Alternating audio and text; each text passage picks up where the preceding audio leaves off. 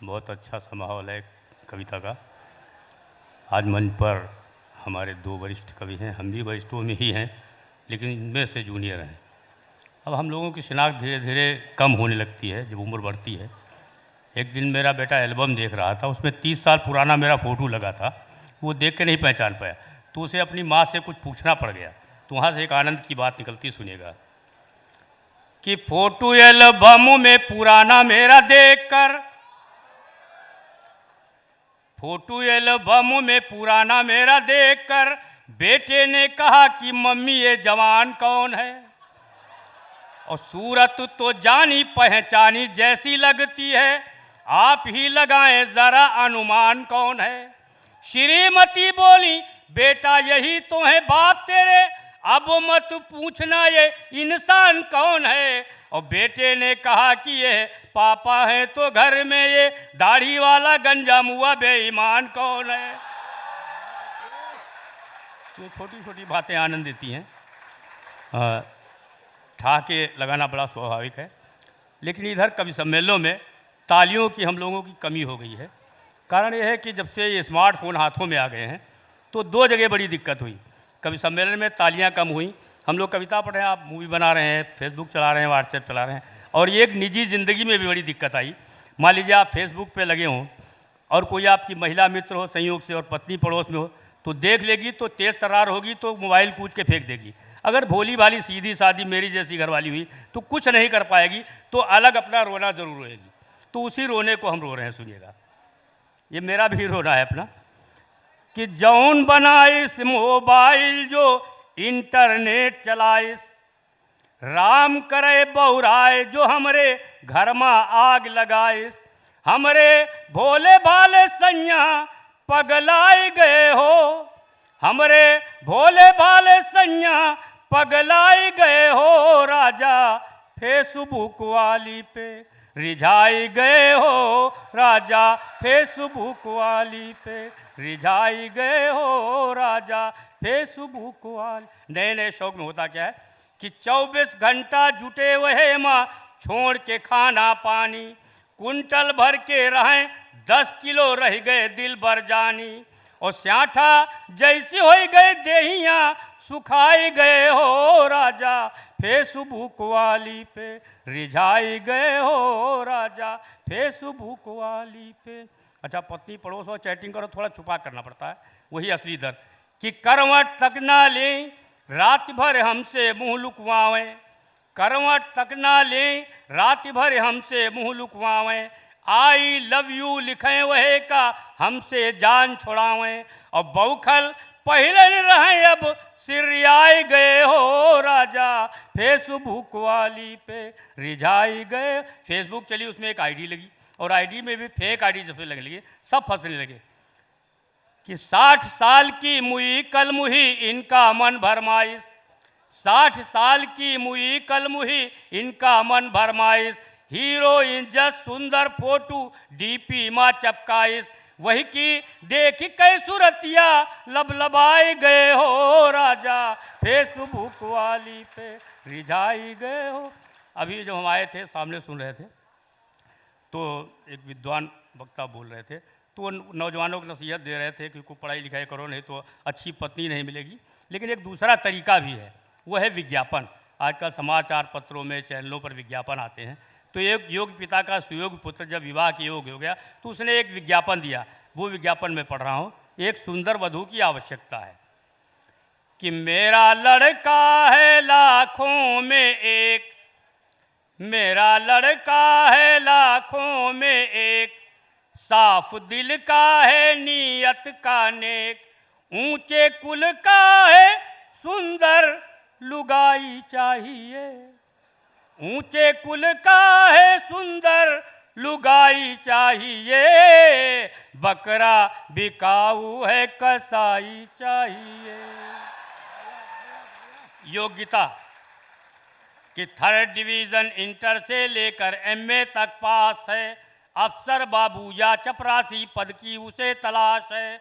और police register 8 में उसका सबसे ऊपर नाम है। गिरा कटी रहजनी डकैती कर लेता हर काम है, कर लेता है जिसको भी खत लिखे वो जिसको भी, होनहार ऐसा जमाई चाहिए, बकरा बिकाऊ है कसाई चाहिए।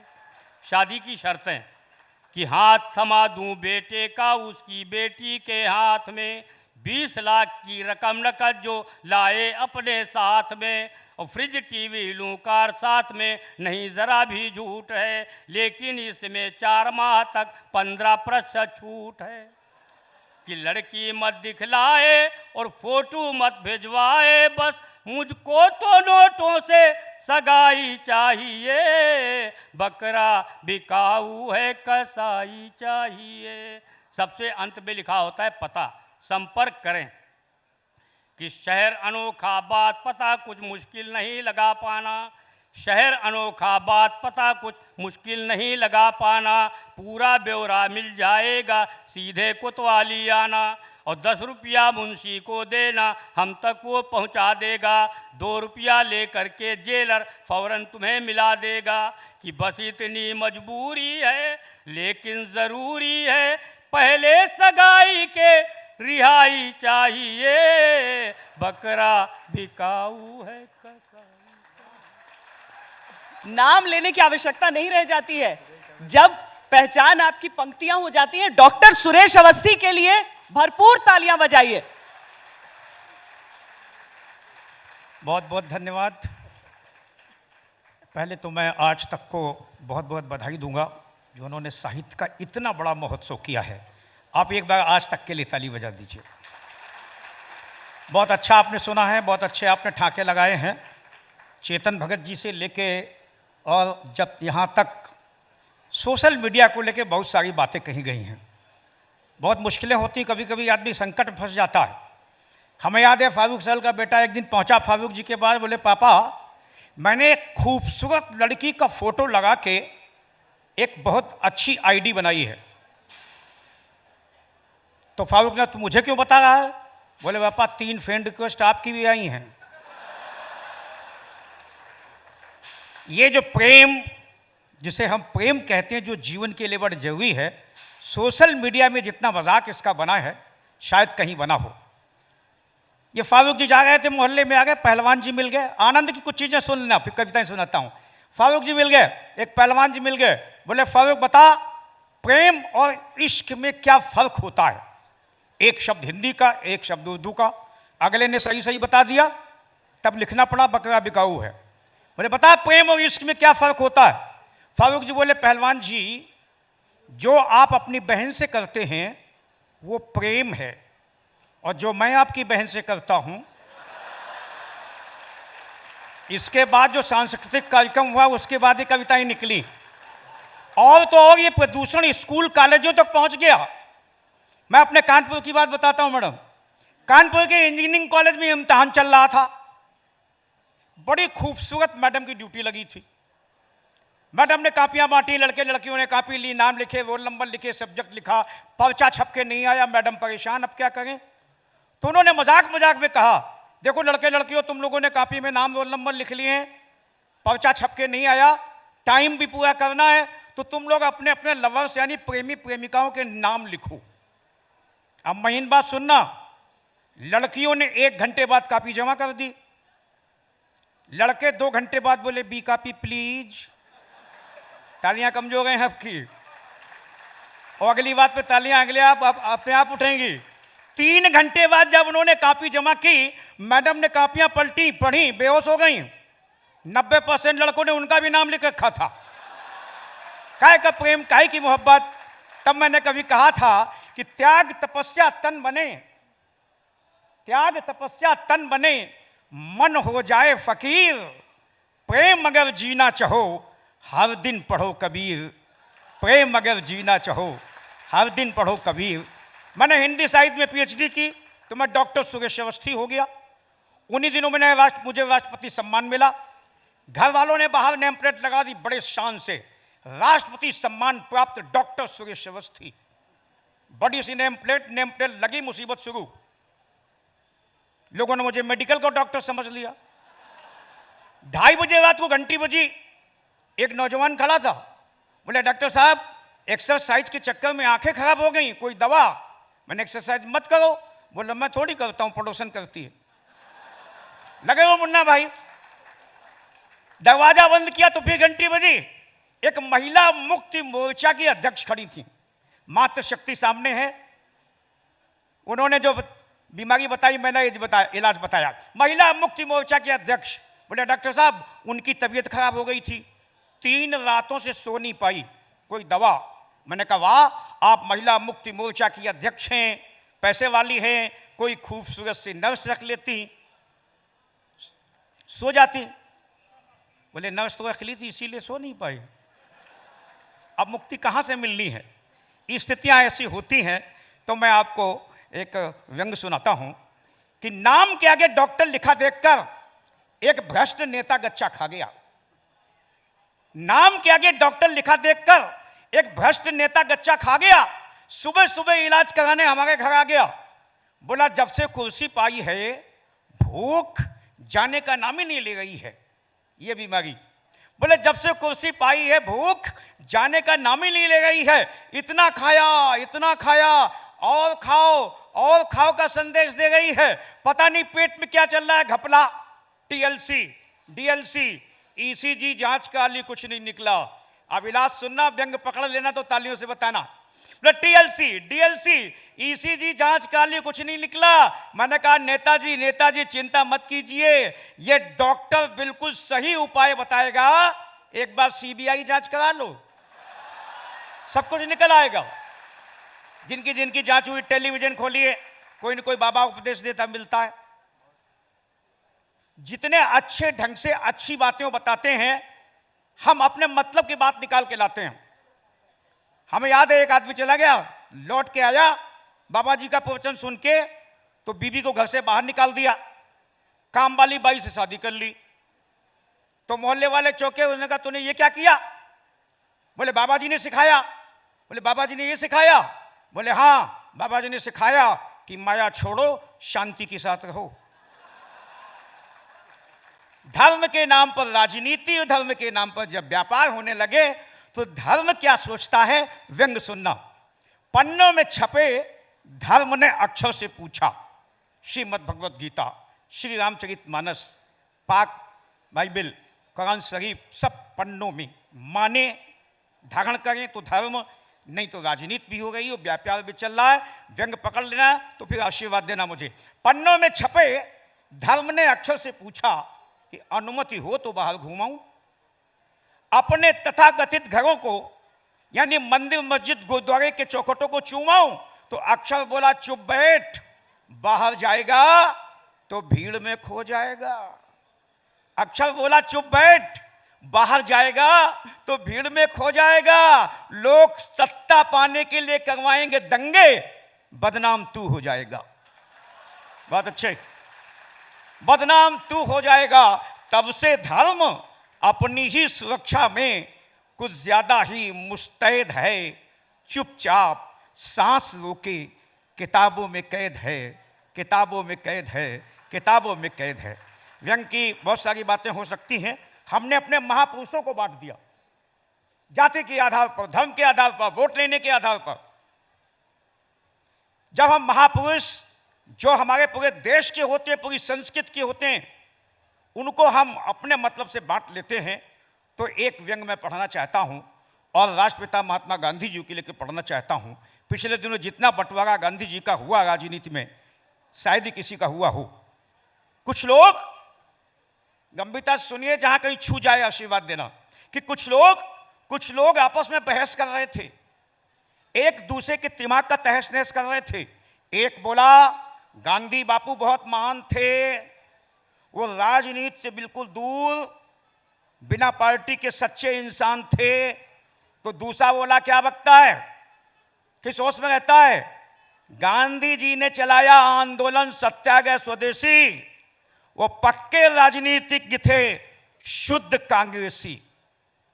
बोला वो पक्के राजनीतिज्ञ थे, शुद्ध कांग्रेसी। तो दूसरा बोला क्या बकता है, गांधी जी के बारे में मुझसे ज्यादा जानकारी रखता है, गांधी जी ने हमेशा, बापू जी ने हमेशा दलितों को गले से लगाया, उन्हें आगे बढ़ाया, उनके लिए एक बहुत बड़ा काम किया, उन्हें हरिजन जैसा नाम दिया।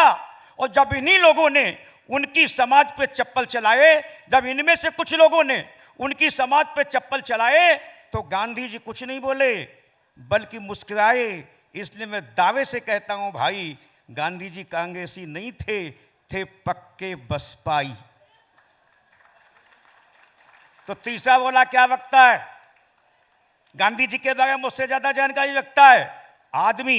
आदमी जिंदगी भर झल झूठ फरेब में डोलता है, लेकिन मरते समय, अंतिम समय बिल्कुल सच बोलता है। अंतिम समय में गांधी जी ने राम राम की आवाज लगाई। इसलिए मैं दावे से कहता हूं, गांधी जी थे पक्के भाजपाई। बहुत अच्छे। इसलिए मैं दावे से कहता हूं कि गांधी जी पक्के भाजपाई। और जिस बात को कहने के लिए व्यंग लिखा गया वो सुनेगा। ये सुन सुन के एक बुजुर्ग बहुत परेशान था, ना हिंदू था न मुसलमान था, सच पूछिए वो समूचा हिंदुस्तान था। उसने दोनों हाथ जोड़ के कहा कि भाई, राजनीति की आगी ने हमारी देह को तो काट ही दिया है, अब आत्मा को तो मत काटो। आंगन का बंटवारा क्या कुछ कम है, कम से कम बापू को तो मत बांटो। अच्छे।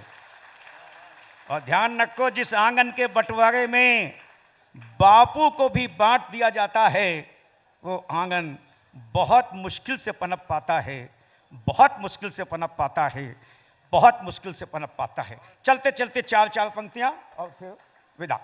ये पंक्तियां मैं इसलिए कहना चाहता हूं कि नौजवान पीढ़ी भी सामने बैठी, उस सारी आयु के लोग बैठे हैं सामने। व्यंग विसंगतियों से निकलता है, कुछ विसंगतियां आ रही हैं। पहले चार पंक्तियां इसलिए ये कह के पढ़ता हूं कि इस देश में, बेटियां भी बैठी हैं यहां पर, मंच में भी एक बेटी है, इस देश में एक बहुत बड़ा सवाल है। आजादी का अमृत महोत्सव मना लिया, बावजूद इसके विज्ञापनों में लिखा मिलता है बेटी बचाओ बेटी पढ़ाओ। आखिर गलती कहां हुई? टटोलना मन को। चार पंक्तियां सौंपता हूं एक अच्छे श्रोताओं को, आप सबको, और ये कहता हूं कि सोच छोटी रख, खुद का बेड़ा गर्क मत करना। गलती कहां हुई?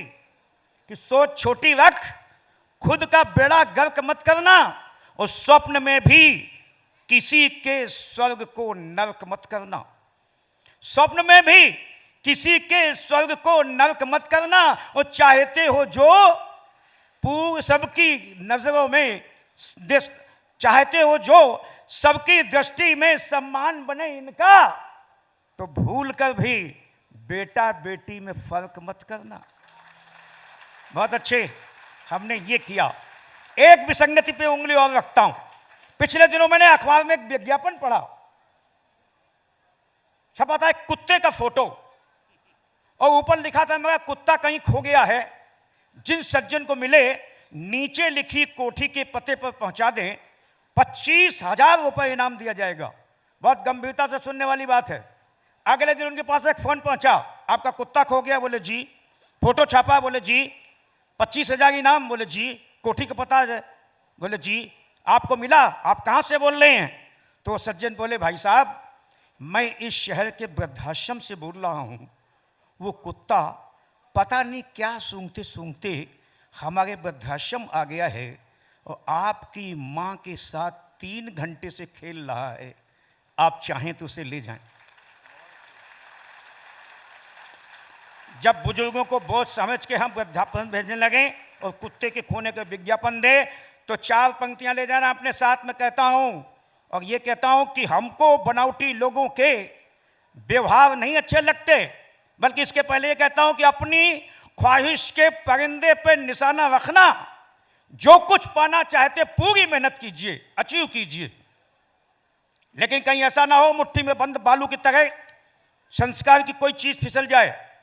तो मैंने कहा कि अपनी ख्वाहिश के परिंदे पे निशाना रखना, जिंदगी का जो सफर है वो सुहाना रखना, जिंदगी का जो सफर है वो सुहाना रखना, और घर को होटल की तरह खूब सजाना, लेकिन दिल के महलों में बुजुर्गों का ठिकाना रखना। क्या बात है। बहुत अच्छे। क्या बात है, बहुत सुंदर। दिल के महलों में बुजुर्गों का ठिकाना रखना, अंतिम पंक्तियां। ये बात इसलिए कहता हूं क्योंकि हमको बनावटी लोगों के व्यवहार नहीं अच्छे लगते। इस सोशल मीडिया ने जिंदगी को कितने बनावटी बना दिया, कितना बनावटी पिन हम लोग जी रहे हैं।